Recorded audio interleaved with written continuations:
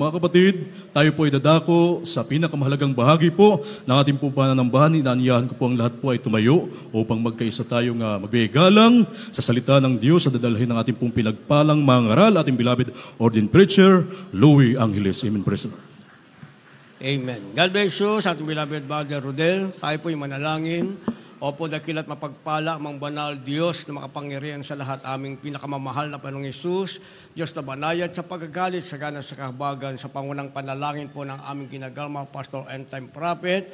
Hallelujah, marami pong salamat sa paglangis mo sa bawat bahagi na yung balagawain at tapos na tigit, sa patuloy pagkilo sa aming kalagitnaan at bagong lahat kami nagpakumbaba, lalo abang lingkod sa aming pong nagawang pagkukulang, pagkakamali, pagkakasala, kabagang makamit patawarin, lubos at labis po kami nagsisi sa aking mga labi, ikaw po maglagay, makataga dapat bigkasin, buksan pong pangunawa, kaisipan ng bawat napikinig, at patuloy kaming samahan ng iyong kapangyarihan sa pangalan ni Jesus. Unbelief and doubt, Satan cast out, be bound into hell, and be there forever in the name of our dearest Jesus we pray. Amen and amen. Everybody say, praise the Lord. Una tigit sa lahat, ang pinakamataas na pagpupurit, pasalamat, kalwalhatian, at kadakilaan ay tangi lamang sa ating Diyos na buhay at makapangyarihan.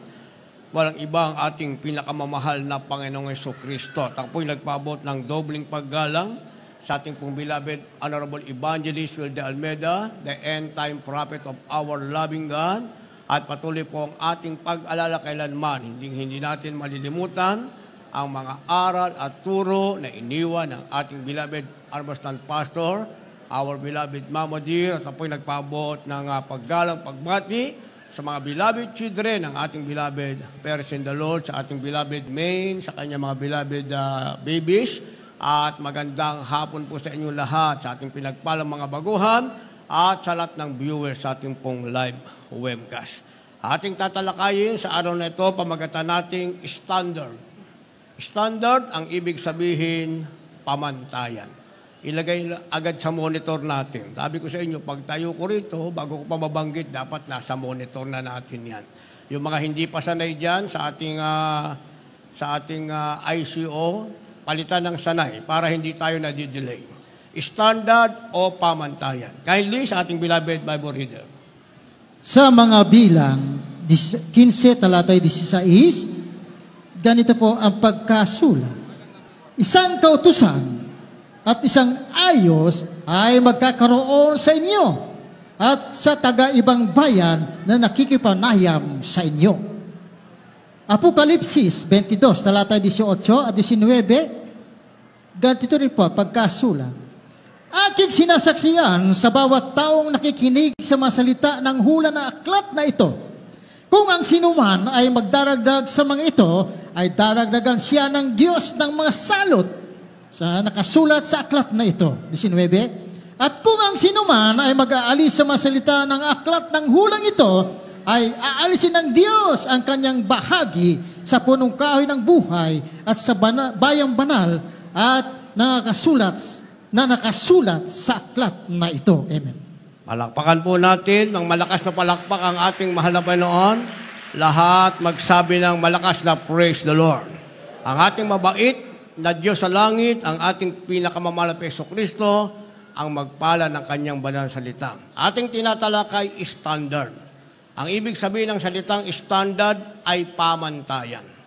Tayo nilikha ng Diyos, mga minamahal, since time, merong pamantayan. Kaya nga tayo nilikha ng mahal na Panginoon, may proseso dahil meron tayong pamantayan. Kakaiba tayo sa nilikha ng ating mahal na Panginoon. Ang mga halaman, ang mga hayop, everything sa ibabaw ng lupa, nilikha, mga minamahal, in just one command. Ibig sabihin, without process, everything were created. Nilikha ng ating pinakamamahal na Jesucristo. Samantalang tayo, nilikha, meron tayong proseso dahil merong pamantayan. Ibig sabihin, merong standard. Subalit ang tao, naging nature o kalikasan ng tao, mga minamahal, yung standard, pinapalitan nila. Merong nilikha, kulot ang buhok, gagawing tuwid ng buhok. Merong namang kulot ang tuwid ng buhok, gagawing kulot ang buhok. Hindi ba? Nawawala sa standard. Kaya tuloy ang tao, mga minamahal, dahil inaalis na yung standard ayon sa pagkalikha ng Diyos sa kanya, ang tao, mga minamahal, ay napapahamak, nagkakaroon ng karamdaman, napupunta sa kahirapan. Wala namang pinag-iba yan ng likhain ng unang tao, si Adan at si Eva. Ang lahat ay nasa standard, mga minamahal. Pero sinira ng unang dalawang tao na nilikha ng Diyos ang standard, yung pamantayan. Kaya naman, sana mamumuhay silang sagana at magpaparami na ilagay tuloy sila sa tinatawag na kahirapan. Yan ngayon yung ating minana, mga minamahal. Kaya dapat alam natin yung ating standard o yung pamantayan. Sabi ng ating nabasa, isang kautusan at isang ayos ay magkakaroon sa inyo. Isang kautusan, mga minamahal, ibig sabihin, 1 law and 1 manner. Sabi, merong isang kautusan, merong isang ayos. 1 manner, isang ayos. Isang kautusan, maayos ito. Sabi, yan ang magkakaroon tayo. At ang sabi, mga minamahal, at sa taga-ibang bayan na makikipanayam sa inyo. Tayo ang unang tinawag ng ating mahal na Panginoon. Sabihin natin sa pamilya natin, tayo ang unang tinawag ng mahal na Panginoon. Dapat, nasa standard tayo. Nasa kautusan, nasa ayos, mga minamahal, at ito ang makikita sa atin ng ating mga loved ones. Dahil sinasabi natin tayo naglilingkod sa mahal na Panginoon. Kung wala tayo sa standard ng pamumuhay bilang Kristiyano, mga minamahal, kahit ipagsigawan mo pa na ikaw ay Kristiyano, hindi makikita sa'yo ang pagiging Kristiyano, pati labwas mo, hindi mo masasama sa mahal na Panginoon. Ang sinasabi ng banal na kasulatan, mga minamahal, hindi mo na nga kailangang magsalita pa. Pag ikaw ay nasa standard na pagiging tunay na Kristiyano, ang sabi, makikita nila sa iyo ang mabuting gawa at yung mabuting gawa nakita nila sa iyo, sila ay magbibigay walhati rin naman sa ating pinakamamahal na Hesus Kristo. Yung mabuting gawa, mga minamahal, yung sinasabing ikaw ay nasa pamantayan o nasa standard. Kaya pag binawasan natin ito, anong magaganap? Ayon sa ating nabasa, Apokalipsis 22, ang talata 18, ang sabi sa ating nabasa, mga minamahal, aking sinaksihan sa bawat taong nakikinig at sa mga salita ng hulang na aklat na ito, kung ang sino man ay magdagdag sa mga ito, ay madaragdagan siya ng Diyos na mga salot na nakasulat sa aklat na ito. Kaya pag dinagdagan mo yung sinasabing standard, mga minamahal, 1 law and 1 manner, pagka ito'y dinagdagan mo, mga minamahal, ang sabi, ang idadagdag sa iyo ng Diyos, hindi pagpapala, kundi ang idadagdag sa iyo ay salot pag dinagdagan mo. Paano naman ngayon kung bawasan mo? Dahil ayaw mong mabuhay sa standard. Ang gusto mo, ikaw ang masusunod, pero gusto mo ng langit. Hindi nga pwede yun Hindi nga pwedeng tayo ang masusunod. Hindi tayo pwedeng magdagdag. Hindi tayo pwedeng magbawas at pupunta tayo sa langit. At dito sa lupa, tatanggapin mo ang biyaya ng Diyos dahil ikaw ay nagdagdag o ikaw ay nagbawas. Hindi mo matatanggap, mga minamahal. Bakit? Sabi ng ating nabasa, kung magdagdag ka, ang idadagdag sa iyo ay salot. Kung magbawas ka naman, ano naman ang babawasin sa iyo? Sabi ng 19, at kung ang sino man ay mag-alis sa mga salita ng aklat ng hulang ito, ay aalisin ng Diyos ang kanyang bahagi sa punong kahoy ng buhay na siyang bayang banal na nakasulat sa aklat na ito. O aalisin pala ng Diyos ang bahagi mo. Kung dagdagan mo, dadagdag ng Diyos ang salot sa iyo. Kung bawasan mo naman, dahil ayaw mong mabuhay bilang Kristiyano sa standard, aalisin naman ng Diyos ang bahagi mo sa punong kahoy ng buhay. Ang sinasabi, buburahin ang pangalan mo sa aklat ng buhay. So yun ang panganib, mga minamahal, kapag tayo nabuhay na wala sa standard. Kaya meron tayong standard, mga minamahal, sinasabing, kung meron tayong standard, we must have a courageous stand. Dapat meron tayong sinasabing courageous stand, sa Tagalog ang ibig sabihin, matapang na pananandigan. Kaya ang ating beloved parents and the Lord, binasa nila ang banal na kasulatan. How many times ating napapakinggan, ipinangangalan ng ating beloved, Orban Evangelist Wel de Almeida, the end-time prophet of our loving God. Binasa niya ang banal na kasulatan. Mga minamahal, hindi siya nag-aral sa Bible school, kundi binasa niya mula sa Genesis, from Genesis mga minamahal, going to Revelation, and Revelation going back to Genesis, paulit-ulit.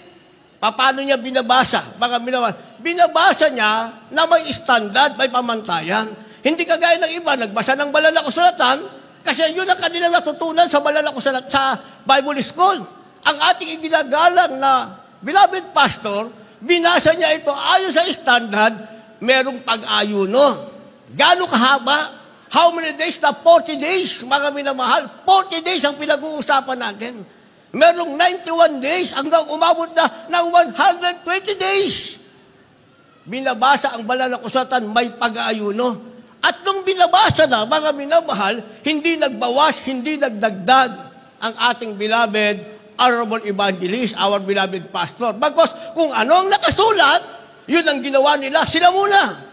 Kasama ang ating beloved honorable stand pastor and beloved children. Nung ginawa na nila, at saka nila ipinangaral, nung ipinangaral nila, ayon sa standard, may tapang na pananindigan. Ibig sabihin, hindi sila nagbawas. Hindi sila natakot, mga minamahal, baka sa mahigpit na pangangaral na ito, ay walang maligtas. Pero sa mahigpit na pangaral, nalugod ang ating Diyos, mga minamahal, tayo'y pinagpalang kasama ngayon sa naligtas. Dahil meron silang sinasabing courageous stand o matapang na pananindigan. Basa. Dito po sa aklat ng Efeso Kapitulo 6, ang bersikulo po ay 11 hanggang 10 hanggang 12. Sa katapos-tapos ay magpakalakas kayo sa Panginoon at sa kapangyarihan ng kanyang kalakasan. Magbihis kayo ng buong kagayakan ng Diyos upang kayo magsitibay laban sa mga lalang ng dyablo, sapagkat ang ating pagipagbaka ay hindi laban sa laman at dugo, kundi laban sa mga pamunuan, laban sa mga kapangyarihan, laban sa namamahala ng kadilimang ito sa sanglibutan, laban sa mga ukol sa espiritu ng kasamaan sa mga dakong kaitaasan. Amen. Palakpakan muna natin ang ating pinakamamahal na Panginoon. Ito pala ang sinasabing courageous stand. Pag ikaw ay nasa standard, nasa pamantayan, tumayo ka na meron kang matapang na pananindigan, sinasabing courageous stand. Paano ka tatayo? Ang sabi mga minamahal, magpakalakas kayo sa Panginoon at sa kapangyarihan ng kanyang kalakasan. Doon ka tatayo. Ang kalakasan mo ay nanggaling sa mahal na Panginoon. Dahil kung aasa ka ng kalakasan sa sarili mo, aasa ka ng kalakasan sa iba, mga minamahal, ikaw at ang iba ay mahina. Ang tanging malakas at pwedeng magpalakas at magbigay ng tapang sa iyo ay ang sasandigan mo. Walang iba ang ating pinakamamahal na Panginoong Hesukristo. Tayo natural tayo, ang tapang natin, kunyari lang yon, mga minamahal, tapang-tapangan tayo, di ba? Sa salibutan, tapang-tapangan. Kaya ng iba, para maging matapang, magpapatato pa. Galing sa bilingguan, matapang yan. Nung pala sa bilingguan, kaya sa maraming tato, sa bilingguan, hindi ibig sabihin marami kang tato, matapang ka. Pag marami kang tato, ikaw ang pinakaduwag. Ibig sabihin, yung katawan mo, ginagawang board na mapatatapang doon, dinodrawingan. Kaya ganito, dapa, dodrawingan ka. Ang matapang doon, walang tato, mga minamahal. Magpapatato siya ng gusto niya. Yun ang matapang. Pero paglabas ng may tato, kunyari, matapang galing sa bilangguan. Kaya yung tapang ng tao, mga minamahal, pakunwari lang. Ang tulay palang matapang, ang sabi mga minamahal, magpalakas ka sa Panginoon at sa kapangyarihan ng kanyang kalakasan. Ang tapang mo, ang kalakasan mo, ang sabi, tatayo kang may katapangan. You can stand with courage, sabi ng ating nabasa, kung ito ay nanggaling sa ating pinakamamahal na Panginoong Jesucristo. Kaya sabi ng verse 11, magbihis kayo ng buong kagayakan ng Diyos upang kayo'y magsitibay laban sa lalang na mga dyablo. So pag tayo ay nagpakalakas sa kapangyarihan ng kalakasan ng Diyos, tumatayo tayo mga minamahal na matapang na may pananindigan. Sabi ng ating basa, ang ibinibihis natin ay ang kagayakan ng ating mahal na Panginoon. Ibig sabihin, kung ano si Kristo, dapat ganyan tayo. Kasi sinasabi ng banal na kasulatan, your Father in heaven is perfect, you must be perfect. Perfecto ang iyong amang nasa langit. Ang ama mong nasa langit, makapangyarihan, anak ka ng amang nasa langit. Dapat ikaw ay makapangyarihan din. Ang sabi, dahil ibinibihis mo ang buong kagayakan ni Kristo. Hindi mo binabanggit lamang ang pangalan ni Kristo, kundi kung ano si Kristo, yan ka. Kaya sabi ng ating nabasa, dahil kinakailangan nating lumaban. Sabi, upang kayo'y magsitibay laban sa lalang ng dyablo. Sa sanlibutan, ayaw at sa gusto mo, makikipagbaka ka. Kaya sinasabi ko sa inyo dito sa bahay-sambahan, pag ako ang tinanong, ito ang pinakamaligayang moment ko, yung nasa bahay-sambahan. Dahil nakaluhod ka, umiiyak ka sa mahal na Panginoon, dinadal mo ang presensya ng mahal na Panginoon, masayang-masaya ang puso mo. Pagtapos ng service, diyan magsisimula yung lungkot ko. Bakit? Kakaharapin mo lahat ng problema. Kung hindi ka tatayo sa standard, mga minamahal, ay mawawala ka sa mahal na Panginoon.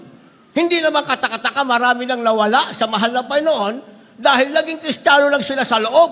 Paglabas nila, wala sila sa standard.